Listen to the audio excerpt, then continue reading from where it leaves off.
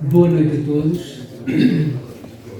É com imensa alegria que aqui todos nos encontramos para uma aula aberta com o professor Carlos Poças Falcão, que muito nos honra com a sua presença e com a partilha que irá desenvolver connosco numa primeira fase, depois de uma apresentação com a introdução, digamos assim, com a aula dele, e depois havendo espaço também para perguntas e diálogo eventual num segundo momento.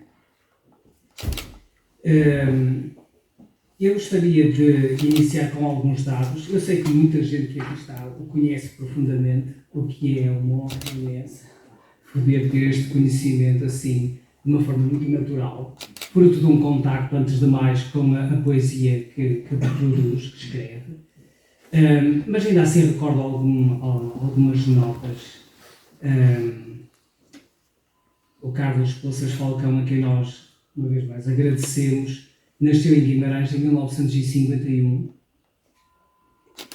É licenciado em Direito pela Universidade de Coimbra e exerceu, nessa sequência, durante alguns anos, a advocacia, para depois se dedicar à docência e à escrita. Tem colaboração dispersa por numerosas publicações e revistas literárias. Entre os livros que já foram publicados de sua autoria, eu recordo o número perfeito, O Invisível Simples. Não estou aqui a recordar a ordem cronológica por anos, mas ficam-nos os títulos. Rotações, aqui com António Ramos Rosa e Agripina Costa Marques. Depois, Três Ritos, publicado pela Pedra Formosa, Guimarães. Movimento e Repouso, aqui pela Pedra Formosa também. Sinais, uma edição bilíngue portuguesa-finlandesa, com fotografias de Marco Niemenlehto, é uma edição do autor, neste caso, combina, portanto, poesia e fotografia. A Nuvem, Coração Alcantilado, aqui passando depois à ópera Ómnia, não é?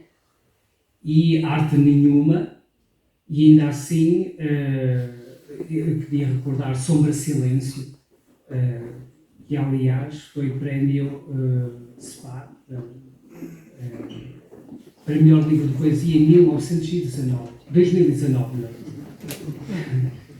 E que mais dizer?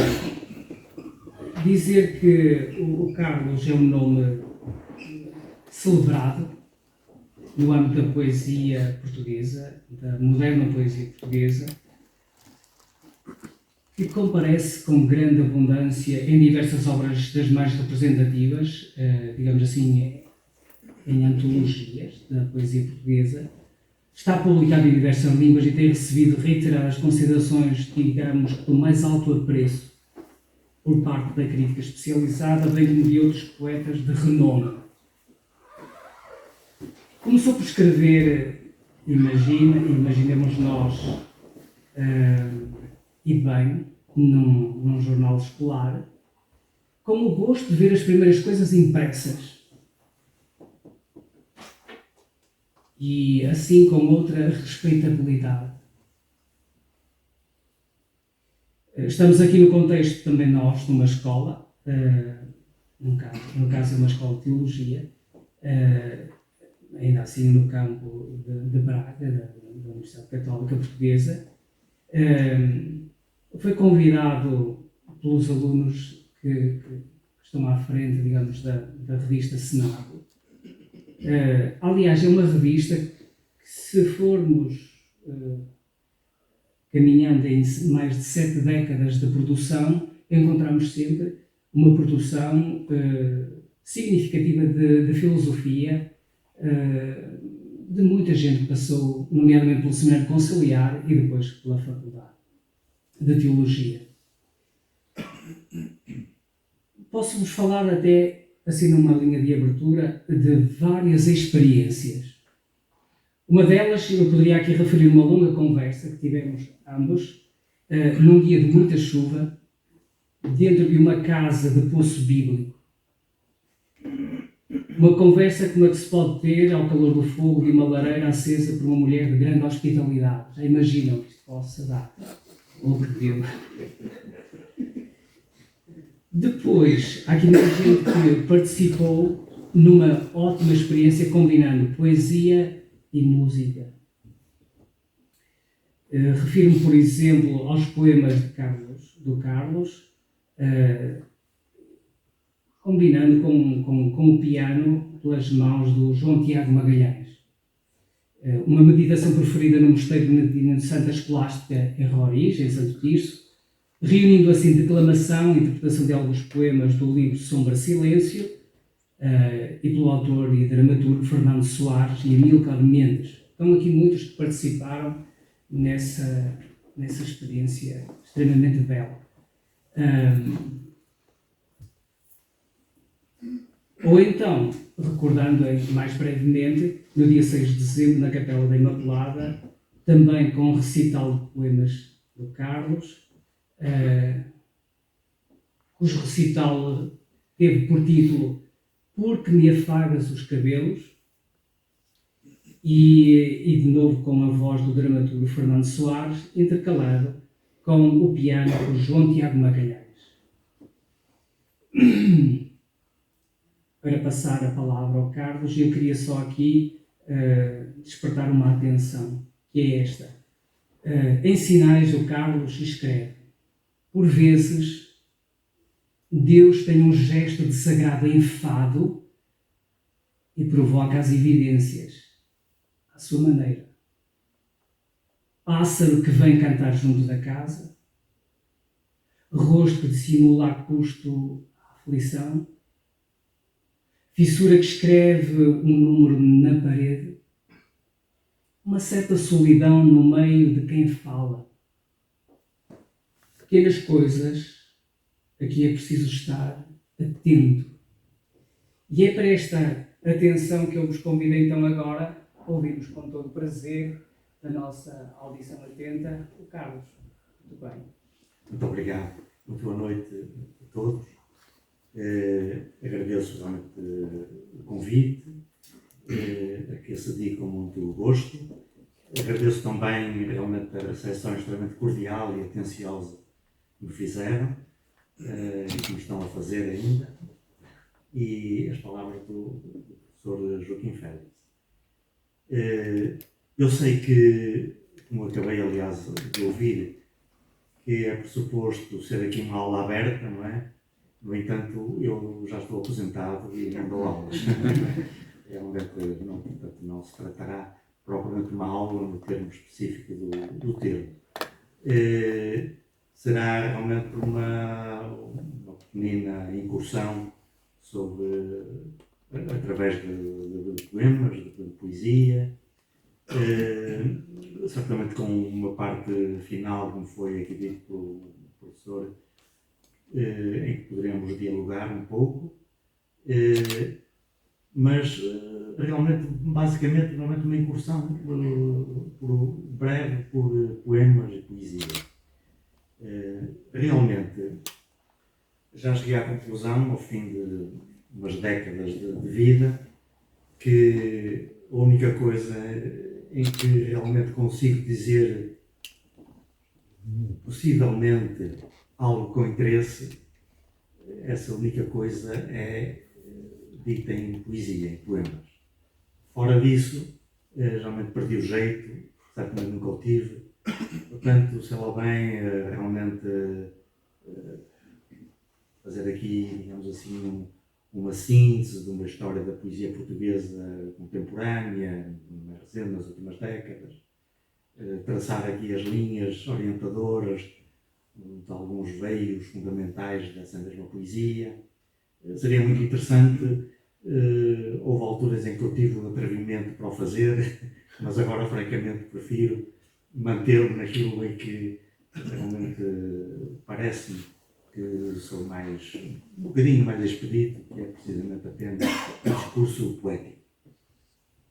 De qualquer maneira, na altura do diálogo, possivelmente haverá ocasião de poder responder, dando a minha opinião, a minha perspectiva de uma coisa ou outra que surge. Esta aula, que não vai ser aula, tem, digamos assim, como tema geral algo de muito realmente ambicioso mesmo, um poço sem fundo, como já referi ali junto do Pedro, meu estimado anfitrião. O tema realmente de Deus e a poesia contemporânea portuguesa. Só isto realmente era um tema para uma pessoa mergulhar de cabeça e certamente desaparecer nas águas. O Pedro diz que se inspirou realmente numa antologia que muitos, ou talvez todos, conhecem, publicada pela Cid Alvim, uma antologia feita pelo Tolentino Mendonça, que todos conhecemos, e o Pedro Mexia, que também é um nome bem conhecido. E uma antologia é essa, que tem como título Verbo, Deus como interrogação na poesia portuguesa. É esta antologia. Eu estou na dúvida, creio que esta foi o livro que ofereceram aos colaboradores, tenho para aqui uns problemas meus, mas depois o que circulou nas livrarias, que acho que tem uma capa diferente. De qualquer maneira é este o título. E aqui está, realmente, pegando nesta antologia, aqui está um bom começo de conversa. Fazem aqui, o Tolentino Mendonça e o Pedro Mexia fazem aqui realmente a recolha de um conjunto de poemas em que Deus está presente, na verdade, como uma interrogação.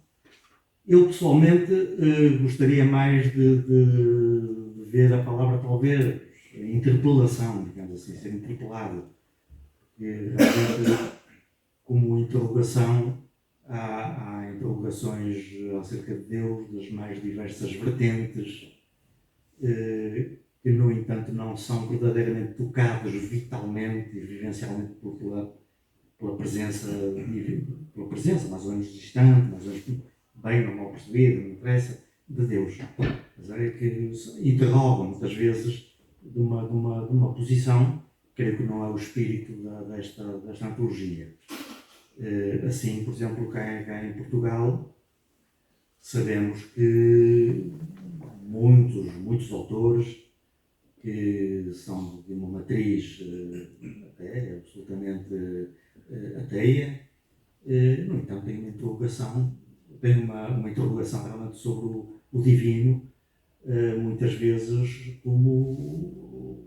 até como um protesto, um escárnio, tocando às vezes o lado da blasfémia, digamos assim, tudo legítimo, são grandes autores no quadro do seu pensamento e do seu percurso de vida, mas que, por exemplo, são interrogações que creio que não se enquadram bem no espírito desta antologia.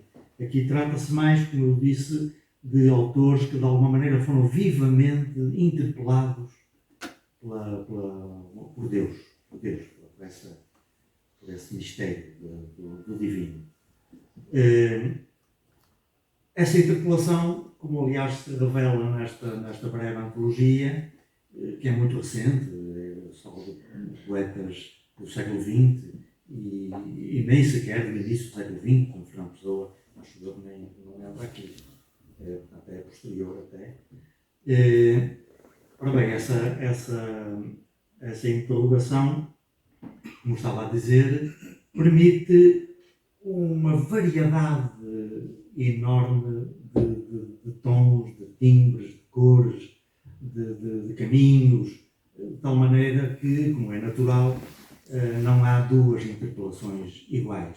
E não havendo duas interpelações iguais, não há duas expressões poéticas iguais, ou semelhantes, não digo iguais, isso é impossível, mas pelo menos semelhantes, entre estes poetas antologiados.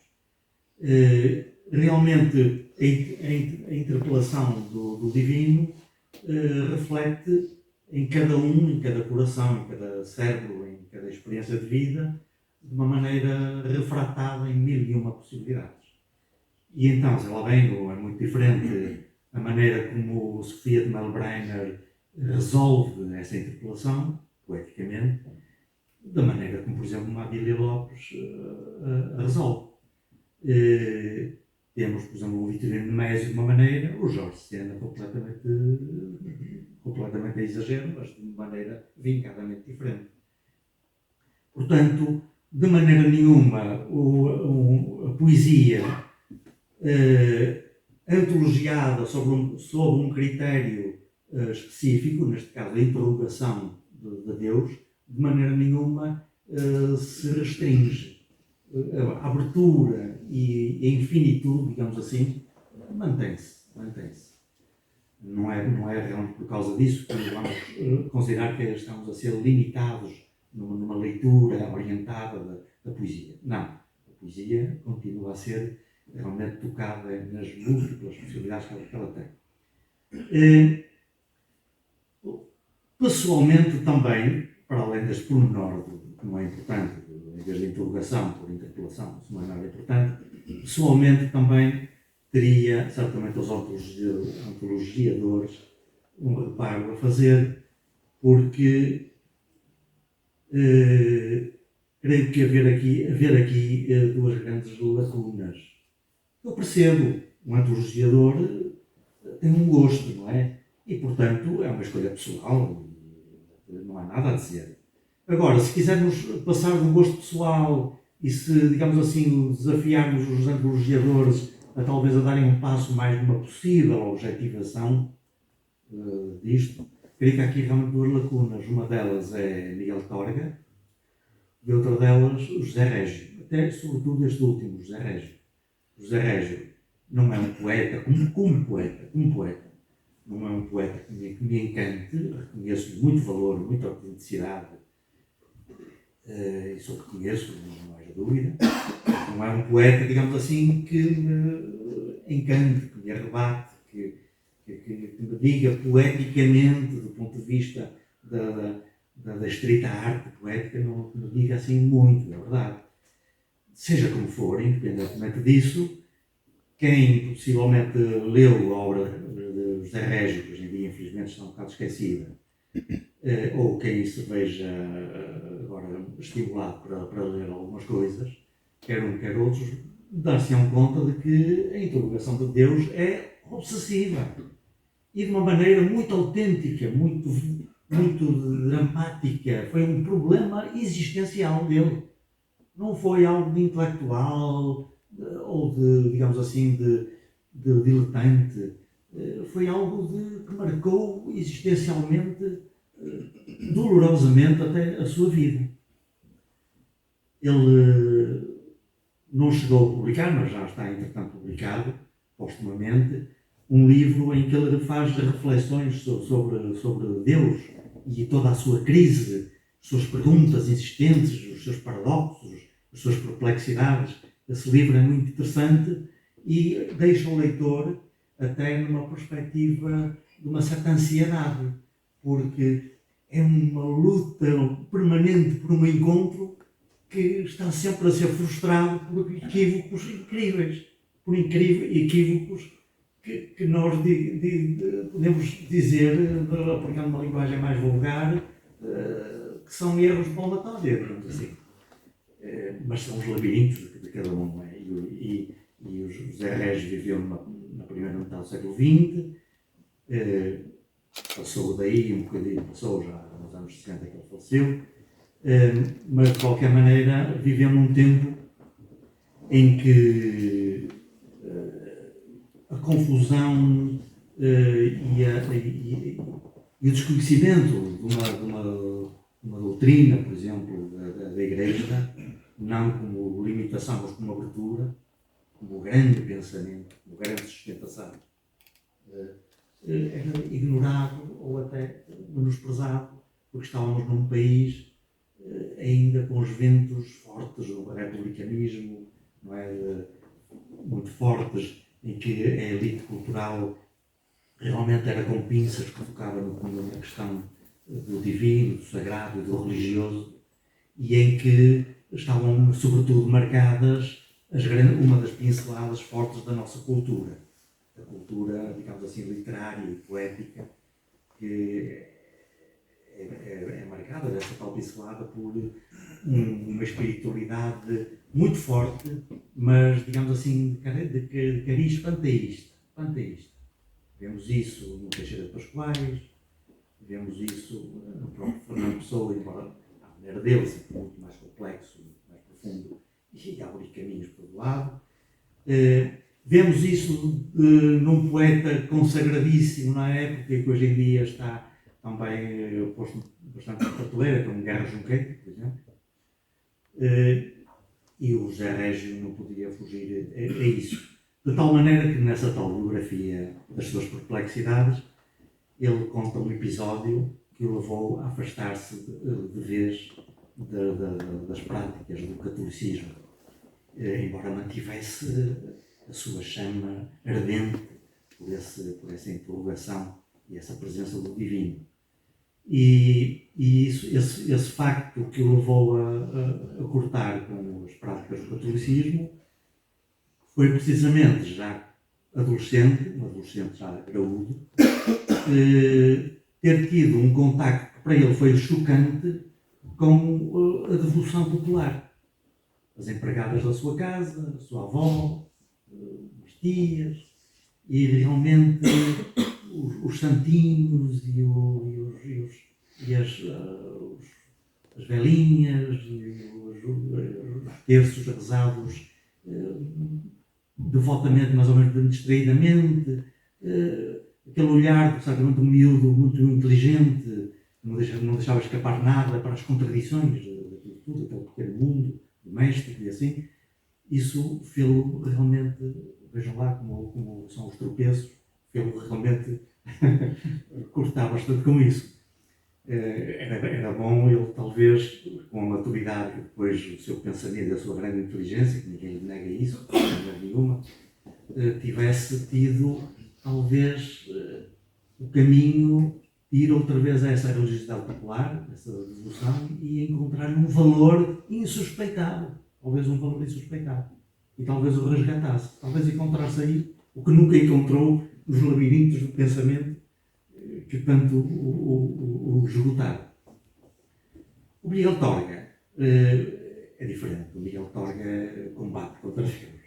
É uma luta do anjo e de Jacó, em que realmente, nesse caso, o Jacó não cede e o Miguel Torga, por alguma coisa, ele tem aquele orgulho de ser Torga, realmente considera que Deus é uma ameaça constante à sua liberdade, um espia, desculpa, que está permanentemente a vigiar os limites.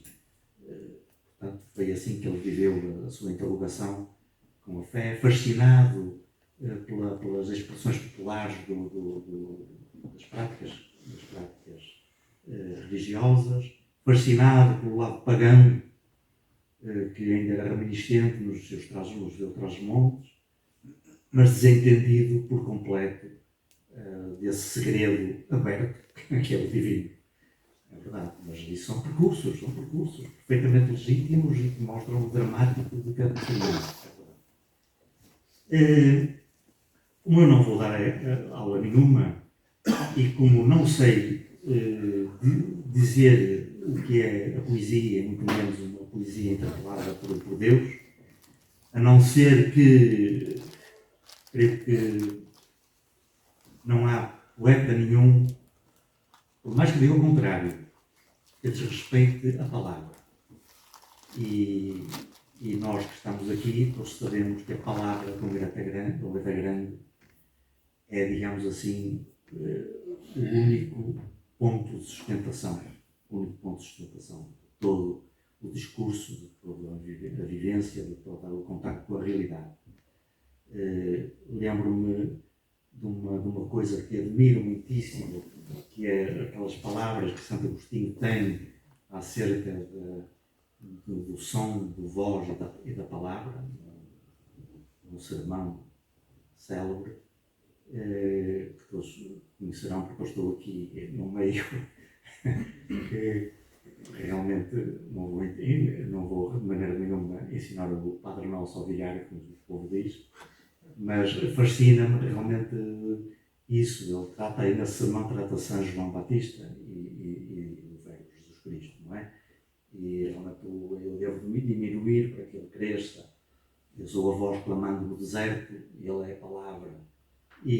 Mas tem uma reflexão, como todas as reflexões de Agostinho, absolutamente brilhante e que não se pode resumir em 2 ou 3 tretas, mas pronto, de alguma maneira, a palavra que eu tenho no meu coração tenho, mas não passa. Tenho eu. Como é que ela há de passar para ti? Há de passar, só pode passar para ti através da palavra, do som, da voz. A voz, então, emite a palavra que está dentro de mim e a palavra passa a estar dentro de ti, sem deixar de estar dentro de mim. E se a gente retirar o som à palavra, ela desaparece. Se a gente tirar o som à voz, desaparece, fica uma coisa inarticulável. Portanto, a palavra é algo que sobrevive, que se transmite, que se multiplica, mantendo-se sempre idêntica nesse jogo em que a voz, que é algo que se dissipa, serve de momento para que algo se fixe, que se mantém fixo e que entre no outro, sem deixar de estar em nós, como eu disse.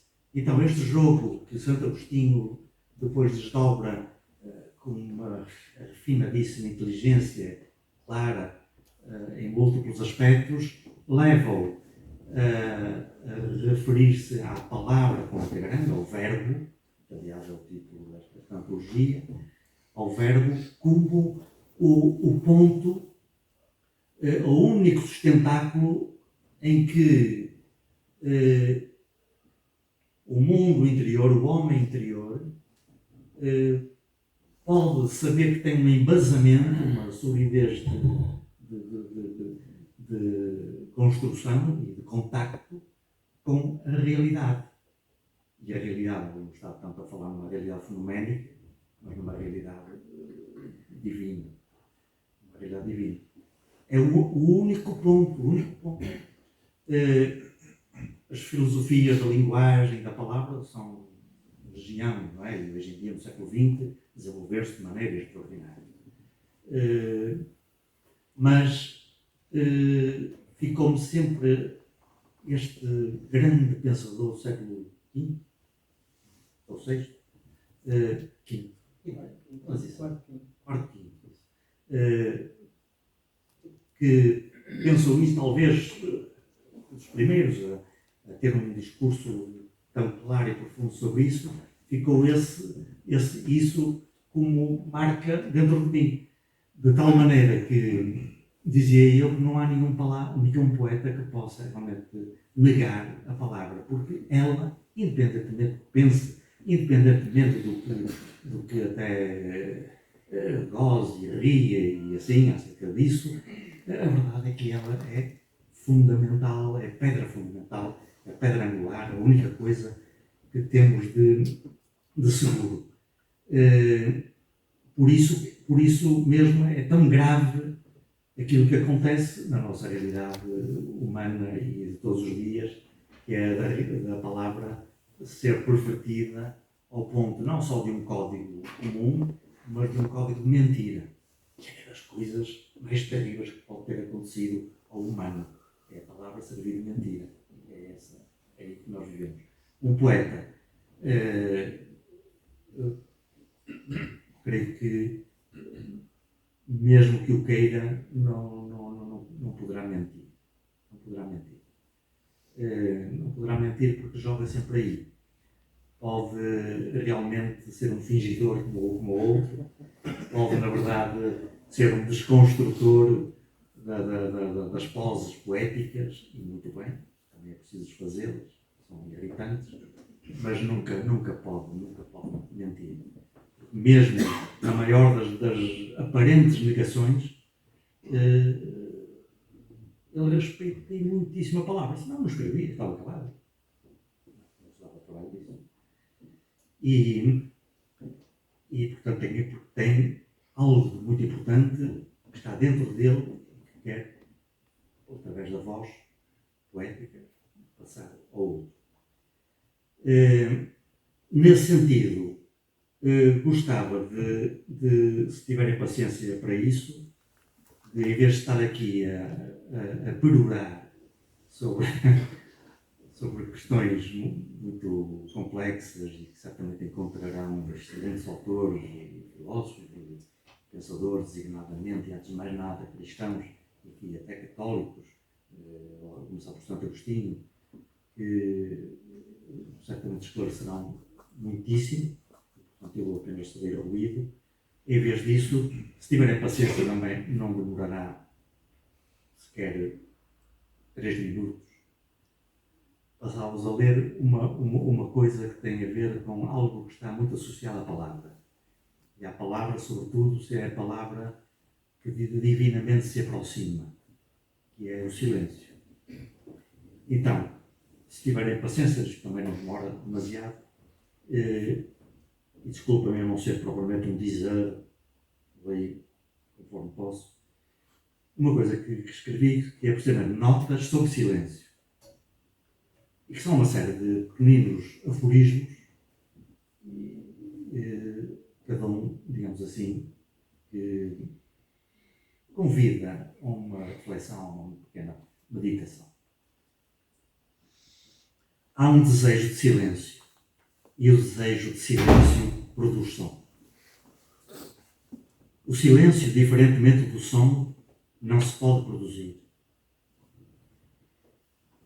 O silêncio que contemplamos no universo não é do universo, mas de Deus. No universo físico não há silêncio. Qualquer corpo, por ínfimo que seja, é um som. Mesmo o espaço vazio ondula e vibra. O oposto do silêncio não é o ruído, mas o aturdimento. O som requer silêncio. O silêncio pede um som. Tal como o tempo não interrompe a eternidade, assim o silêncio não se interrompe com o som.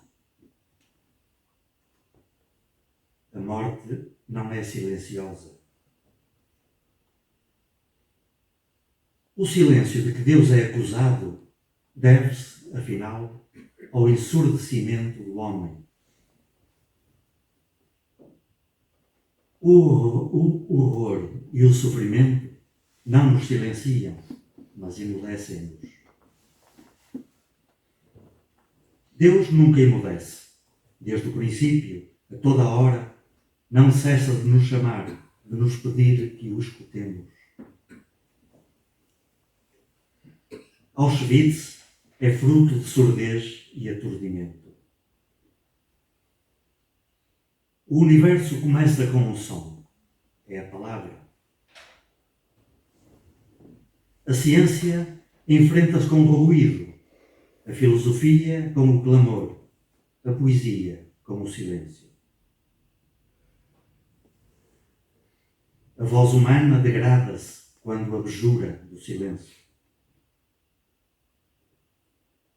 Muitos se atrevem a falar sobre o silêncio, mas do silêncio só raros poemas se fazem ouvir. A voz de Deus é poética, a sua palavra é litúrgica. Se interrompo um som, o silêncio comparece, sempre idêntico e total. Contemplar o silêncio é a contemplação de Deus. O silêncio de Deus é a sua palavra. Todos prescrutamos os ruídos de uns e outros. Apenas os que amam prescrutam os silêncios. A música é arte de silêncio. Também o silêncio tem ritmos. Um dia é uma infinidade de ruídos num contínuo de silêncio. O silêncio é o símbolo de Deus. Para experimentar o silêncio, a alma deve cantar. A alegria do silêncio, só o simples a alcança. A produção maciça de ruído é a característica específica do nosso tempo. Em todos os tempos, tudo o que é ruidoso é moderno. A víscera ruidosa não é o coração, mas o cérebro. Incapaz de silêncio, a mente moderna é incapaz de Deus. A informação é ruidosa, a sabedoria silenciosa. Há a leitura que procura ruído e a que procura o silêncio. Só esta última salva. A arte dos ícones é o silêncio do silêncio.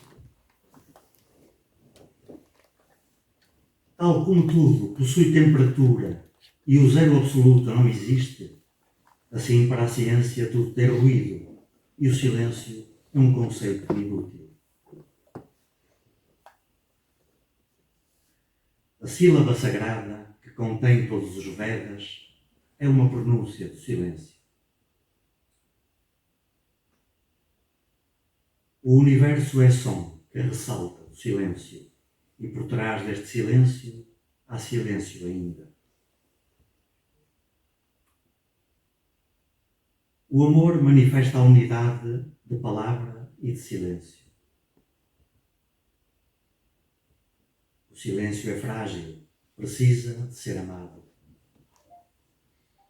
Aquele que ama sabe resguardar. O instrumento do silêncio é a oração. O grito dos que sofrem dissipa-se no ruído, mas é acolhido pelo silêncio. A destruição terrestre do silêncio é obra do aturdimento do consumo. A poesia é a sombra do silêncio.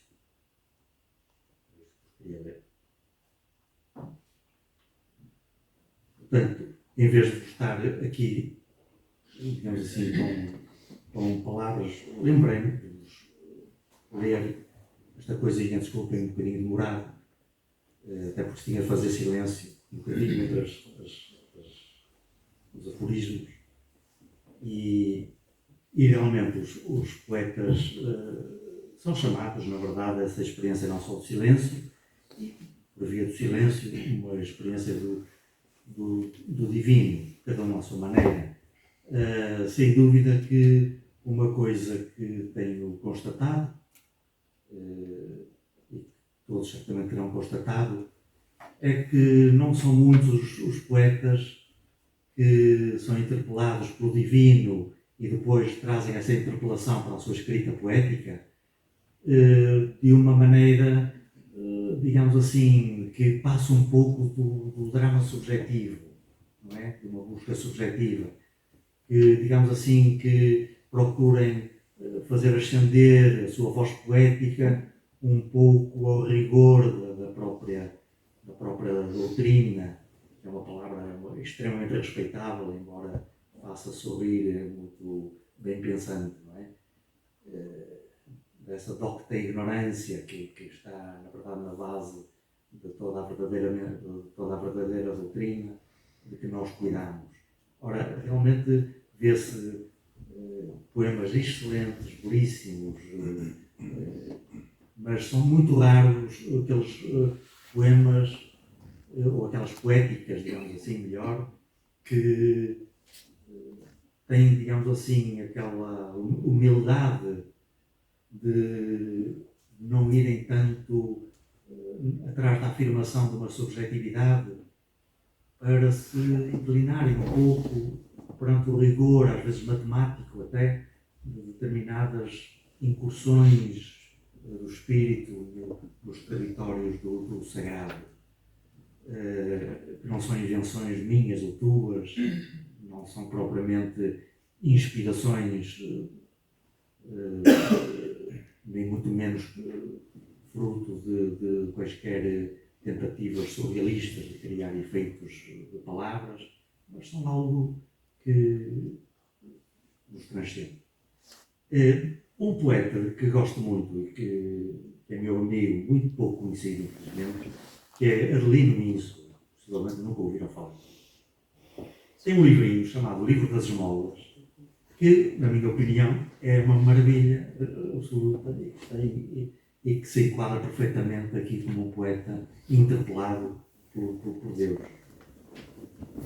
E vejam, por exemplo, a maneira dele falar. É impossível ter uma noção global, porque realmente implicaria uma leitura atenta e demorada do próprio livro inteiro. Mas, de qualquer maneira, só este pequeno poema que ele intitulou Maris Stella. O jardim da minha mãe é um paraíso. Saíram comigo do ventre suas plantas e seus cuidados.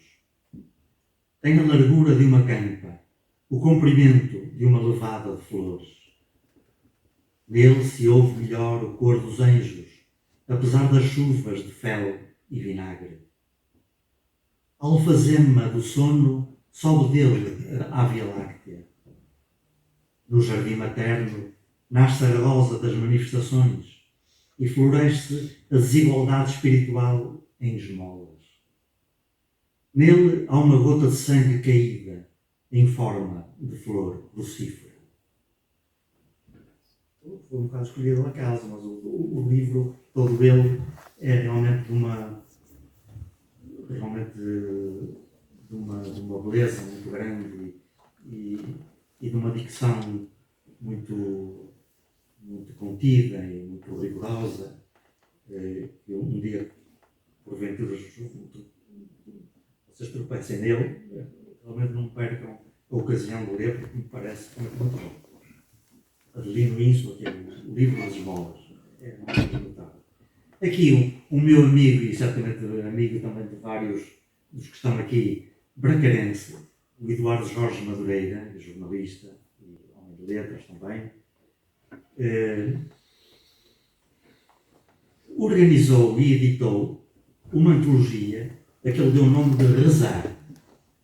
É um trabalho notável, embora ele tenha cometido o crime de não fazer uma edição alargada, de tal maneira que é um livro que não se encontra em livraria nenhuma.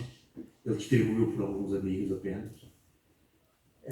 Como vos digo, é um crime, porque isto lesa, na verdade, todo o leitor potencial. Mas é uma antologia notável. Ele vai realmente, são dezenas e dezenas de poetas e de poemas de poetas nacionais e estrangeiros, todos eles com este tom comum da oração, e é realmente uma aula como esta, que era para ser, sobre realmente a poesia e o divino e Deus. Por exemplo, de um poeta chamado Thomas Webb, ele tem aqui o seguinte poema, que se intitula Oração para pedir sentido do humor. Concede-me, Senhor, uma boa digestão e também algo para digerir. Concede-me a saúde do corpo com o bom humor necessário para o manter.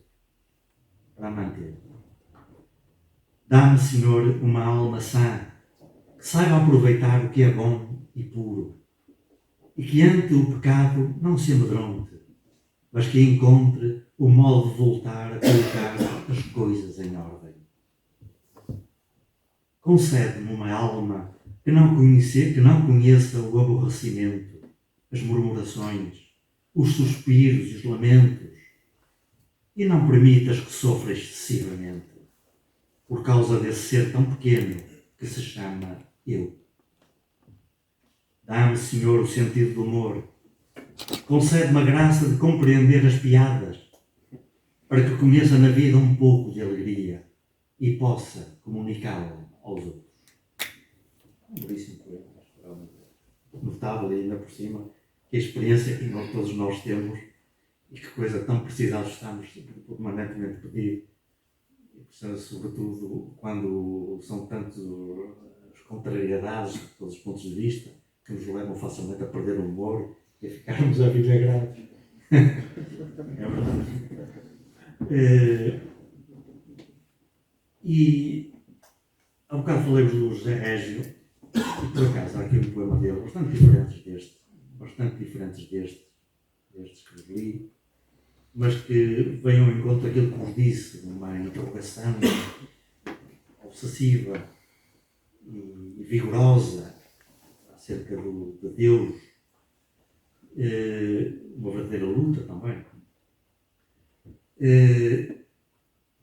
E tem este soneto, um bocadinho irregular, mas é um soneto de qualquer maneira, que aquele deu o título de Ignoto Deo. Desistia de saber qual é o teu nome. Se tens ou não tens nome que te demos, ou que rosto é que toma, se algum toma, teu sopro tão além de quanto vemos. Desistir de te amar, por mais que a fome do teu amor nos seja o mais que temos. E empenhei-me em domar, nem que os não dome, meus por ti, passionais e vãos extremos. Chamar-te amante ou pai, grotesco engano, que por demais tresanda a gosto humano, grotesco engano o dar-te forma, e enfim, desistir de te achar no que quer que seja, de te dar nome, rosto, culto ou igreja. Tu é que não desistirás de mim.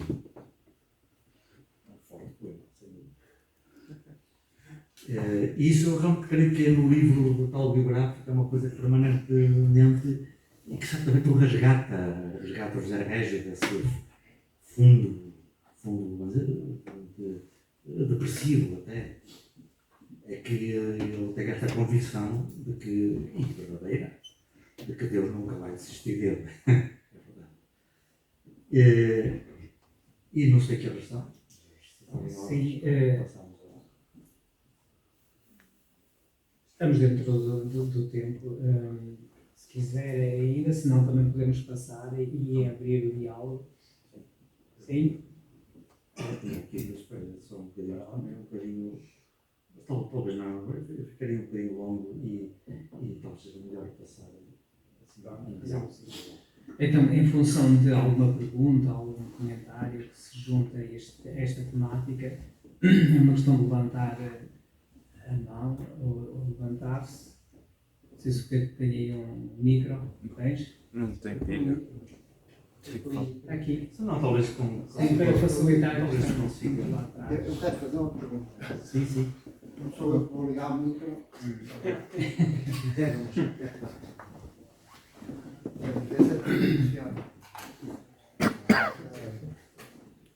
Acho que não seja uma pergunta para 1 milhão de euros.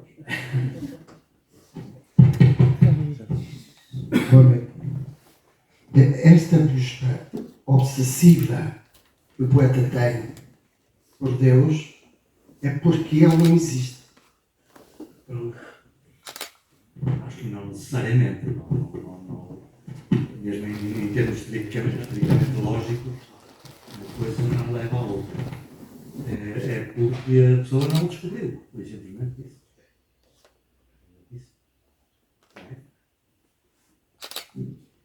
Mais quem é que levantou o braço de maneira que eu veja? Sim, Mas eu faço aproximar ali. Não, acho que não é preciso. Não é preciso. Bem, Eu tenho aqui uma pergunta mais de fundo, que é: porquê é que acha que a poesia é tão pouco amada, tão pouco apreciada pelos jovens, pelo cidadão comum? Se tivesse que dar uma razão, 2 razões, porque é da poesia ser incompreendida, podemos supor assim. Assim, incompreendida, talvez, mas não amada, isso é mais problemático, porque Pelo menos a experiência de minha de professor de adolescentes na casa dos 15, 16, 17 anos, aos 18, até vai um bocado contra isso, porque não havia nenhum, para mal dos meus pecados, que não escrevesse poesia e se derramasse, na verdade, em eflúvios líricos. Portanto, realmente gostavam. Agora, incompreendido assim. E essa incompreensão começava logo por aí. Julgavam que a poesia era por isso mesmo, derramarem-se. E não é. Realmente incompreendido assim. Outras razões para realmente ela não ser tida como na estatura que ela deveria ser, não é? Para não ser lida. As edições. Lida. Se eu entrar numa livraria, seja uma comercial, a FNAC ou a Bertrand, seja a 100ª página, eu vou encontrar um livro de poesia e tenho que andar a escolher. Sim, é uma coisa a refletir, sem dúvida. E este tirar. Por acaso, a 100ª página tem logo ali à esquerda a entrada. Mas só que É verdade. aqui a questão é. Depois as tiragens são sempre pequeníssimas, pronto.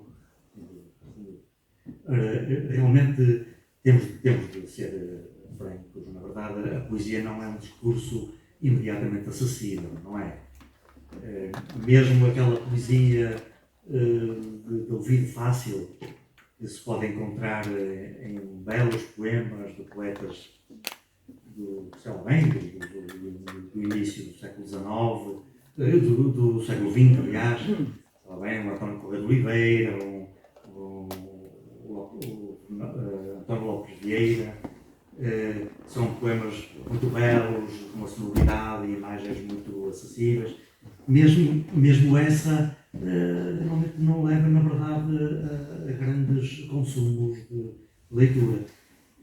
Mas podemos dizer que um romance vive numa situação de grande engano, porque o romance, personificando assim o romance, julga que é muito amado e assim, e não, ele é usado.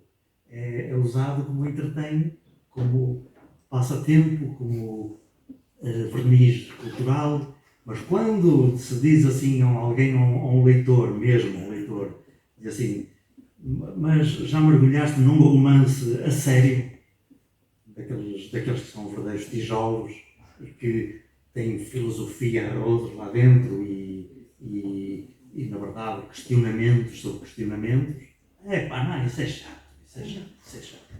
Ora, se formos a rir, estou a caricaturar, não é? Também vamos a carregar nas tintas, mas se formos para esses autores em série de best-sellers, não é? O que não quer dizer que num ou outro caso não tenham um grande valor. E cumprem a sua função de chegar aos leitores, que é isso que vem, não é? Mas não são o romance que um literato, um amante da literatura tem em vista, quando fala de romance. Portanto, o romance também vem num certo engano. Parece que é muito amado, mas quando se trata de verdadeiro romance, um Stendhal, um Tolstói, esses aí assim, isso já são um bocado avinagrados para o gosto do pessoal e já não se vendem assim tanto. A poesia vende-se também em grande escala quando se trata de poetas consagrados e de digamos assim, que têm o dom, é um dom, de serem acessíveis, pelo menos aparentemente acessíveis. Estou a falar, por exemplo, de um Eugênio de Andrade. O Eugênio de Andrade vende bastante. Isto comparativamente, claro, não são edições de milhares, centenas de milhares, mas no panorama realmente editorial vende bastante. Vende muito, uma Flor Bela Espanca, vai vendendo bastante. Mas desse género, quando se trata de outro tipo de poesia, realmente não é tão vendida. E para acabar, quero dizer que os poetas têm grande culpa nisso. E por mim, posso dizer meia culpa, porque em 90% dos casos são verdadeiramente chatos. São verdadeiramente chatos. Eu, realmente agora, com a minha idade que vai se transformando em provecta, realmente um esforço enorme por limpar intelectualismos e referencialidades e dizer as coisas o mais limpidamente possível, de maneira rigorosa e legível pelo maior campo, pelo maior número e horizonte de pessoas, sem, no entanto, baixar a fasquia. Não é? O Gilberto Helder é obscuríssimo, um obscuríssimo poeta, um dos tais poetas chatos, entre aspas. Perdoa a palavra, que é um dos que eu mais admiro, mas o Gilberto Helder, algures, dizia que não é o poema que se deve aproximar do leitor, mas o leitor que se deve alçar à altura do poema. E isto é verdade, é absolutamente verdade. E eu introduzo já uma, porque precisamente a partir também do Gilberto Helder, ele dizia que o estado de poesia era um estado de louvor e o estado de poesia é um estado de louvor. Encontrei essa expressão e eu vejo muito digamos, nos poemas que escreve essa dimensão doxológica do louvor, cultivado seguramente por esses instantes, por essa atenção ao detalhe, ao instante. Eu penso que quem me aponta essa característica em poemas, nos múltiplos poemas que fui escrevendo, essa característica de ser uma poesia em que o louvor, uma alegria, as palavras realmente assumem, considero que são certíssimos. É realmente isso, é verdade isso. E faço de uma maneira extremamente consciente, não propositada, mas consciente. E creio que realmente estar vivo e digamos assim, receber e acolher o que nos vai acontecendo, de bom e de mau, é digno realmente de louvor, como se diz na liturgia. Um poeta como o Roberto Helder, realmente, na sua obscuridade, na sua linguagem muitas vezes abrasiva e despistante, sem dúvida que se encontra isso, uma fulguração permanente.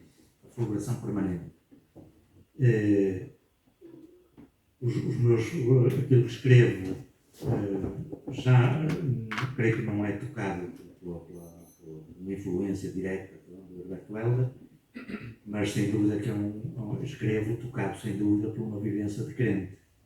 E o primeiro dom do crente, se não houver esse dom, tudo o resto está a abanar. O primeiro dom do crente é precisamente esse do louvor. Sim.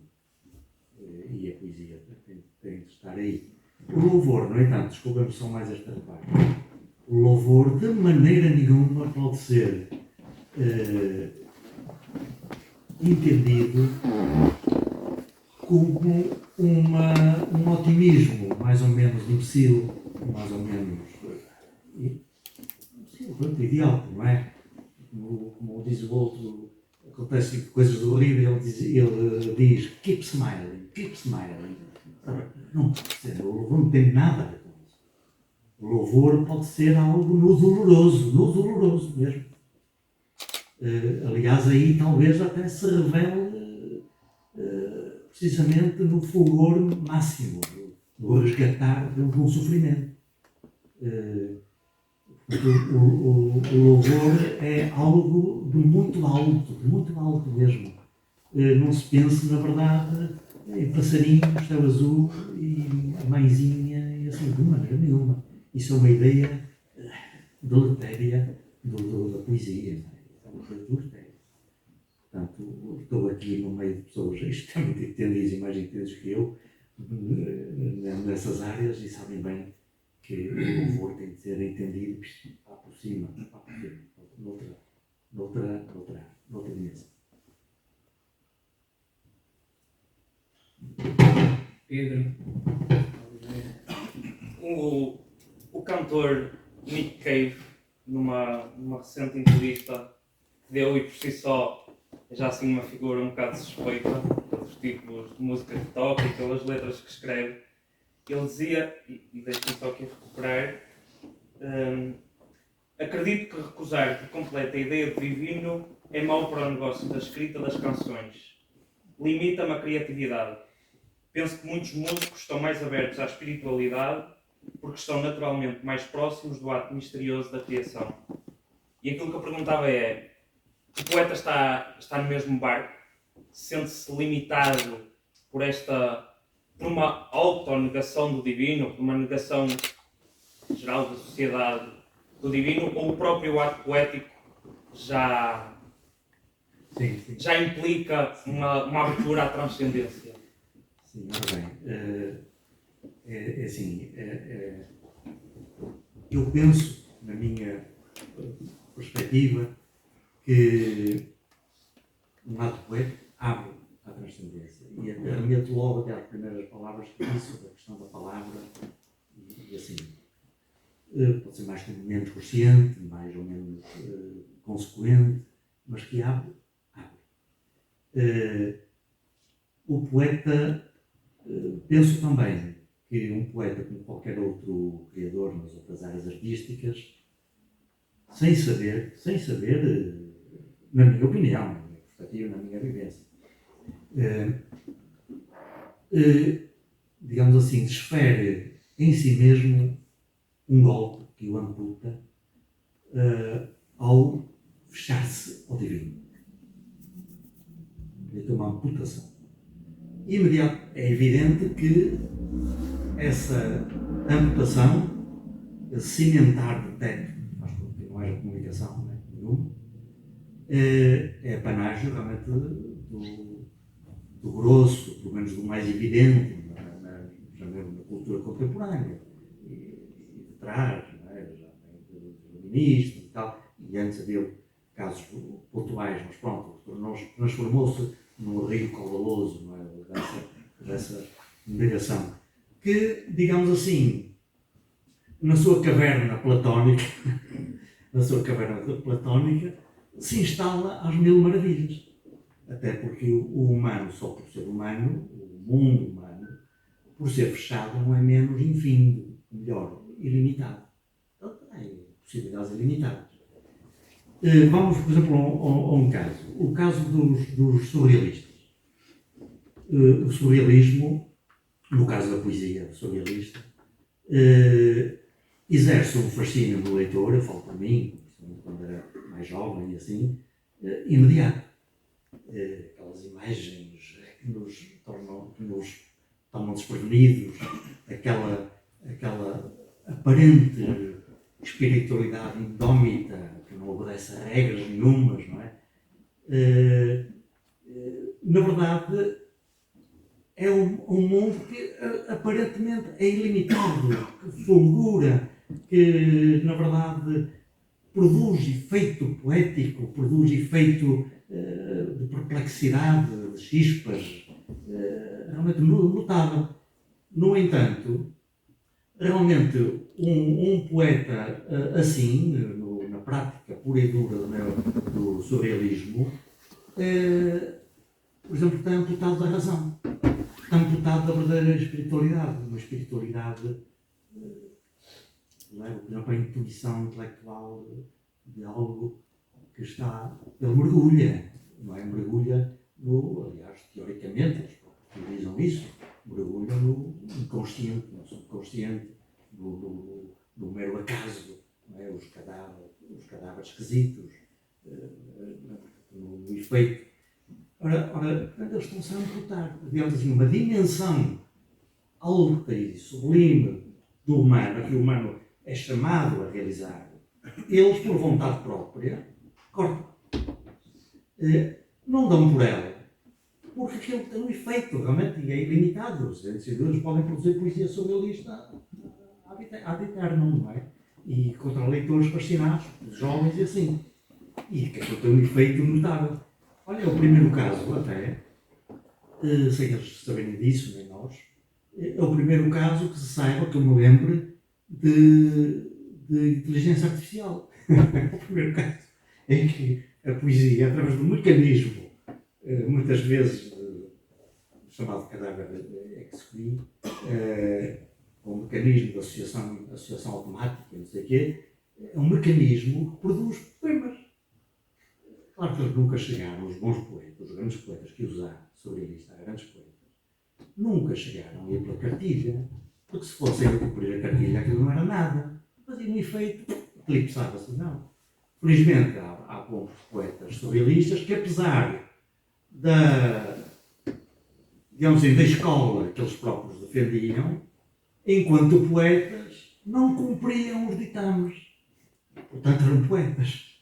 Eram poetas, não é? O Paulo Eluard, na sua fase surrealista, em Portugal, o Cesarino, nos seus melhores momentos, o António Maria Lisboa. Mas nesses momentos a gente vê, isto aqui é um surrealista, a dizer que é surrealista, mas não é surrealista. Porque se fosse surrealista, não ia lá. Portanto, voltando à questão, creio que o negar determinadas dimensões, o fechar-se a elas, é uma aportação. Que não é sentido. Uma aportação que não é sentido, porque é ilimitada. Ao contrário, também se pode pensar de maneira que não é simétrica, mas que tem a sua razão de se pensar do outro lado. Um poeta, um criador, seja lá quem for, que digamos assim, que pretenda ser demasiado espiritualizado, talvez seja estéril. Se não houver uma encarnação, se não houver um corpo, designadamente, um corpo na sua pintura, na sua música, no seu poema, uma vida, uma coisa assim, meramente, talvez seja encarnada. Como disse, acho que uma coisa não é simétrica da outra, mas tem a sua razão de ser fazer-se este escolhimento.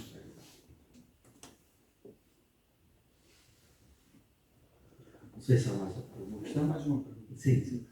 A Faculdade de Medicina no Porto tem lá uma cadeira de poesia, Sim, é verdade. pelo João Barreto Guimarães, correto, agora prémio pessoa.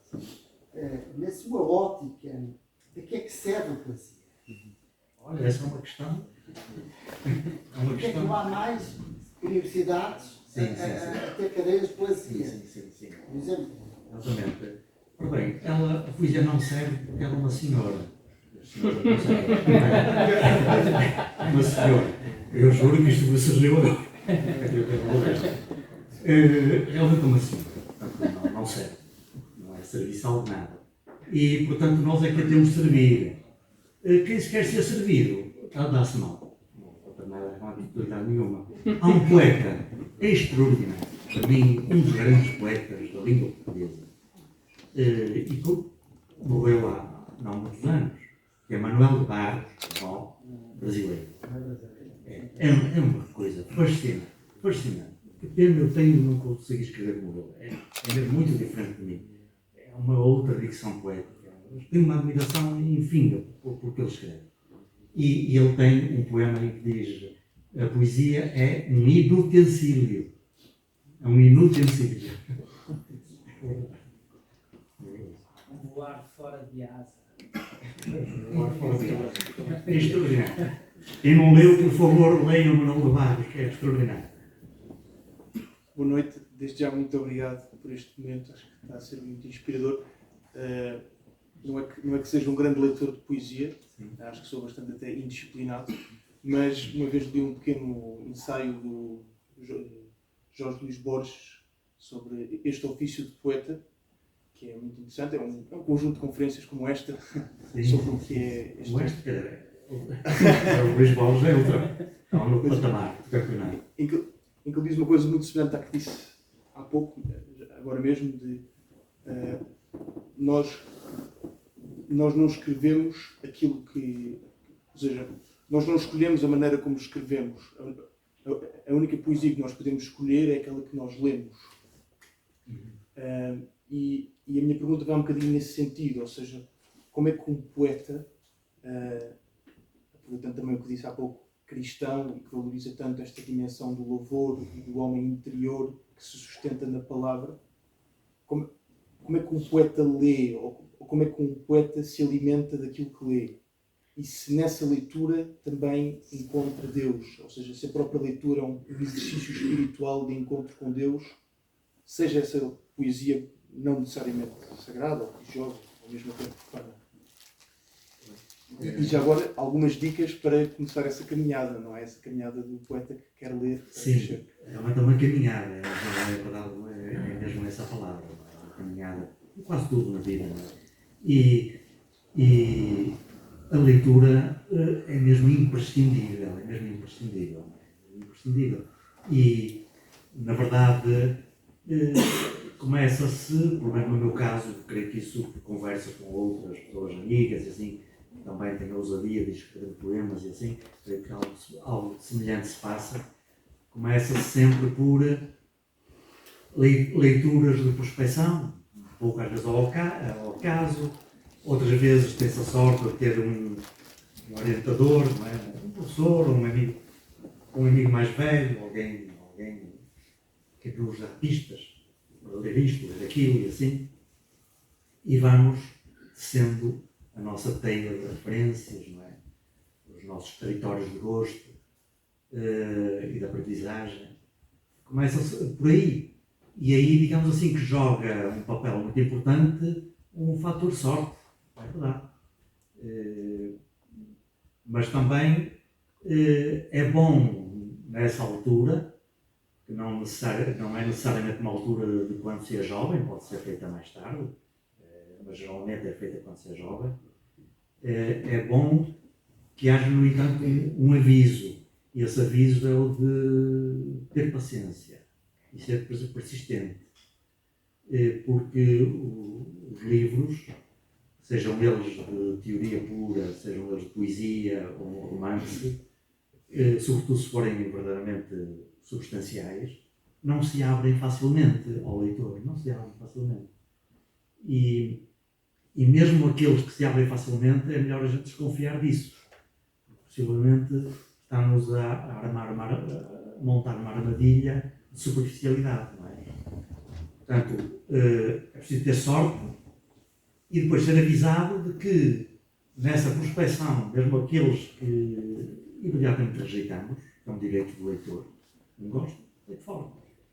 Mas de alguma maneira, ser um bocadinho paciente, ser um bocadinho perseverante, porque o que não entendo agora, talvez entenda amanhã, ou talvez ao fim de não sei quantas outras leituras, regresse lá, numa órbita de cometa, e aquilo que era escuro se transforma em luz. Isso aconteceu algumas vezes, olha, designadamente para Herberto Helder. A primeira vez que li Herberto Helder, eu possivelmente não entendi nada e continuo a não entender. Mas da primeira vez era não entender em bruto mesmo. Mas houve uma vez qualquer, posteriormente, em que aquilo realmente me convidou para um jogo realmente em que entrei e depois, de alguma maneira, consegui orientar-me numa orientação um pouco como os desgraçados no labirinto, mas pronto, de alguma maneira orientado.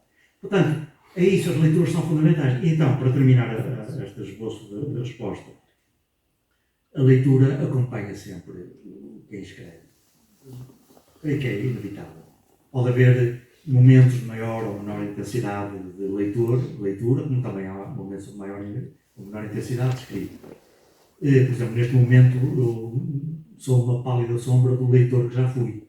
Eu leio muito menos.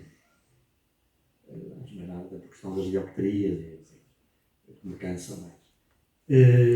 Mas realmente é assim. Possivelmente, em breve, começarei outra vez alguma descoberta, assim, que me leva a ler. É assim mesmo. O que é certo é que há algumas fontes fundamentais para a formação do poeta, para a formação do artista e podemos generalizar, para a formação de um homem e de uma mulher maduros. Uma fonte é, antes de mais nada, a aprendizagem ao pontapé, que é a vida que nos dá, não é? A gente leva o pontapé e vai aprendendo. Outra aprendizagem é feita na escola, que pode ser traumática, mas pronto, tem de se levar a bom termo. e uma terceira fonte, entre múltiplas que talvez surgisse, mas não quero estar aqui, é realmente a leitura. A leitura. E a leitura, eu pego em livros que estão lá nas estantes e vejo, até me admiro, como há livros às vezes tão anotados, não é? Tão anotados, como é que eu tive paciência para fazer isto? Outros às vezes tenho esse prazer e gosto, às vezes até é um bocadinho emocionante, livros que já esquecia por completo, não pego neles há anos e anos, pego nesse livro e lá dentro está, por exemplo, um recibo de eletricidade, qualquer coisa, e no verso branco um esboço de um poema ou umas anotações que de alguma maneira voltam a faiscar, e isso realmente foi uma leitura viva, na verdade, em diálogo. Portanto, os livros e a leitura são uma das grandes fontes de aprendizagem, uma aprendizagem muito livre, muito dialogada mesmo, que não encontra barreiras de tempo e espaço.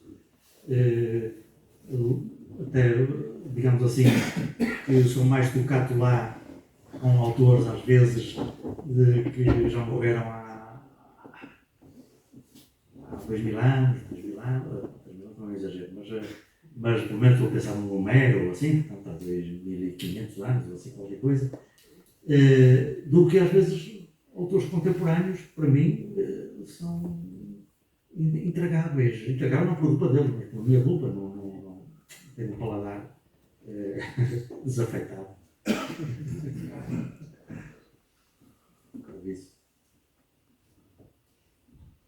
Entretanto, eu introduzo aqui uma outra. Eu da percepção que tenho da leitura da poesia do Carlos, vou-me apercebendo, pode ser de uma lente de formação. Encontro um ritmo muito litúrgico, desde o campo lexical à construção dos salmos e perfeitos, às súplicas, às litanias, a diálogos entre um interlocutor, o orante e o próprio Deus. Por exemplo, o cântico, e só neste ritmo que toda a gente conhecerá eventualmente, ele disse: lava a tua casa, retira os móveis todos, aí quero dançar. E continua. Nessa relação corporal, como aqui, até do lavar, do comer, do fato. A partir da sensibilidade que o Carlos tem e da leitura, eventualmente até da participação litúrgica, o que privilegiaria, aqui não é já no sentido só da poesia da construção poética, mas é da construção da própria liturgia em função das qualificações da palavra, que aqui, dos ritmos, do silêncio, para todos nós, da sua sensibilidade, o que é que nos poderia apontar como pontos fundamentais para a liturgia cristã, no caso? Devo dizer, antes de mais, que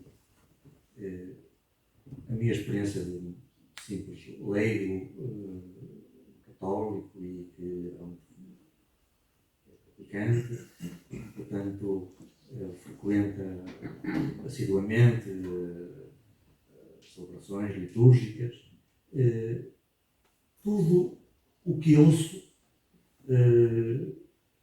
nas diversas fases da liturgia católica é encantador e realmente numa linguagem, na verdade, poeticamente sublime.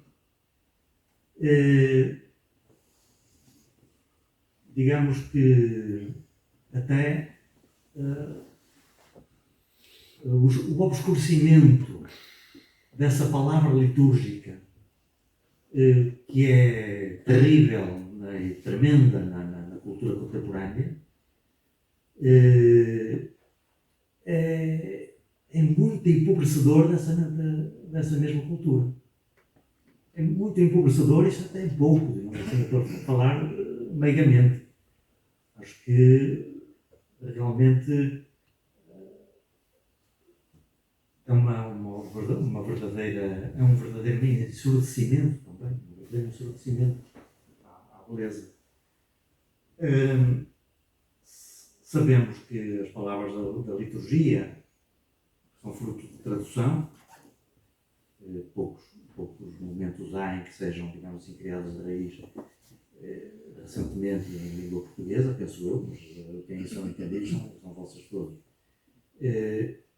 Isso são tradução e, portanto, enfim, terá sempre essa dificuldade do tradutor traidor, não é? Um drama terrível, quando se trata, ainda por cima, de algo tão vital, no sentido próprio da palavra, da vida e do caminho que está em causa.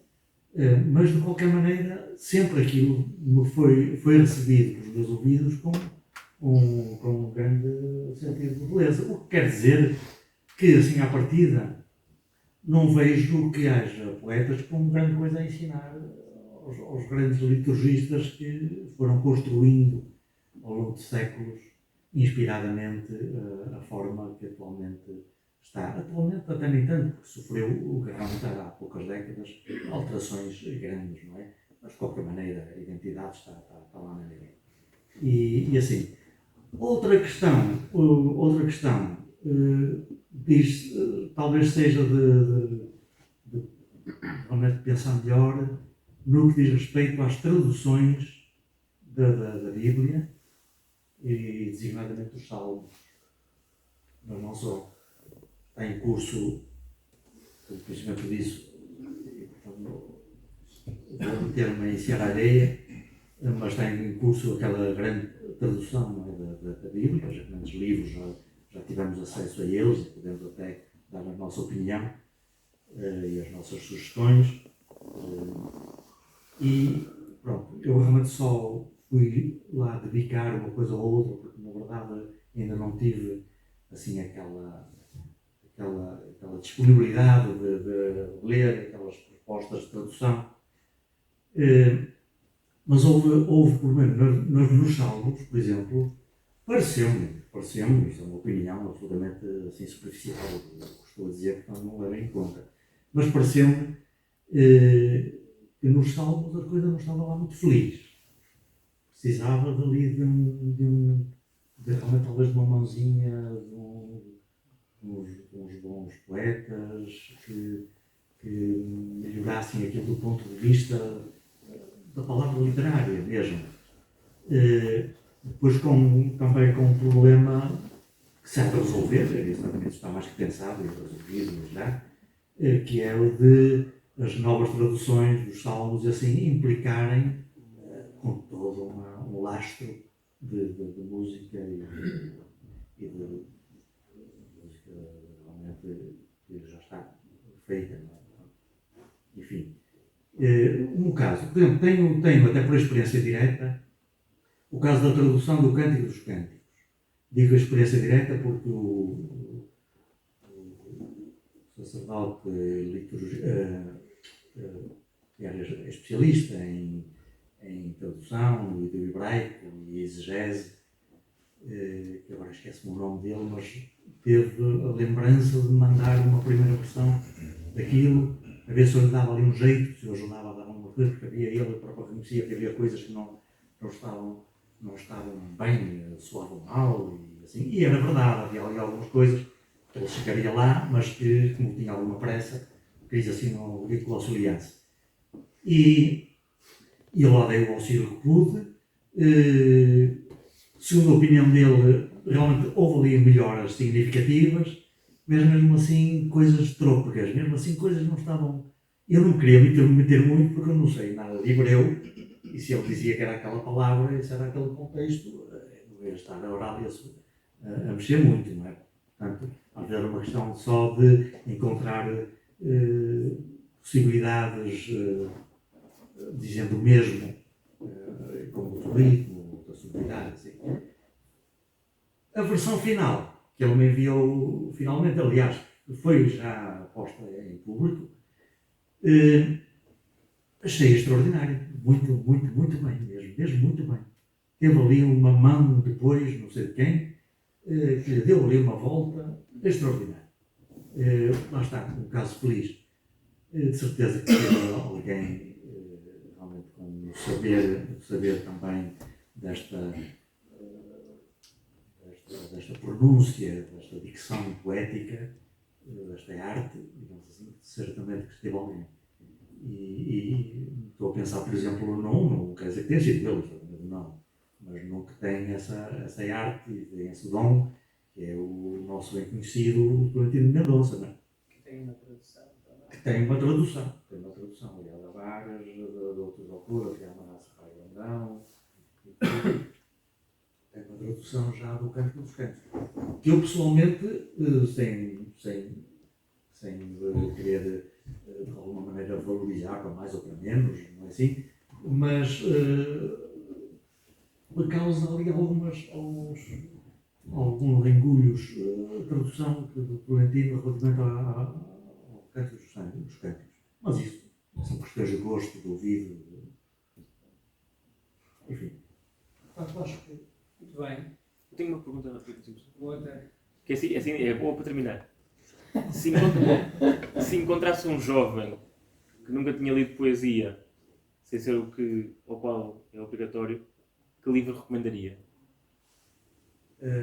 Essa realmente não. Livro que recomendaria. O primeiro livro que lhe vem à cabeça. Sim. Olha, a primeira coisa que me veio à cabeça, Camões. Foi a primeira coisa que me veio à cabeça. Mas já passou lá aos olhos duas vezes. Coisa. E agora pensando menos espontaneamente, tem a sua razão de ser. Porque considero a poesia de Camões uma coisa absolutamente sublime. Não é toda igual, não é? Qualquer poeta tem coisas melhores, coisas piores, coisas mais maçudas, coisas mais felizes, menos felizes, mas no geral continua a ser o grande poeta, ou poeta por antonomasia. Muito bem, vamos então dar por concluída esta experiência extraordinária que tivemos aqui e muito participada. Obrigado a todos. Uma palavra muito especial para colocar, agradecendo em nome dos alunos que organizaram então esta experiência, não lhe chamemos aula então, mas esta belíssima experiência. E muito obrigado da nossa parte. Para todos vós, um bom descanso, uma boa noite e vamos conceder então digamos, a possibilidade de aprofundarmos estas experiências com outros. Se não temos aulas, pelo menos podemos ter, e já vamos ter tido aqui algumas aulas abertas. Eu recordo, por exemplo, o professor José da Teixeira também veio aqui com o Daniel Faria, esteve aqui há pouco tempo aprofundando uma ligação entre literatura, não era o caso só da poesia, e teologia com o professor Alex Vilas Boas, e há outros mais. Portanto, é uma forma de dar continuidade, premiar, digamos assim, com uma palavra de elogio estas experiências, e ganhamos todos com isto. Muito obrigado.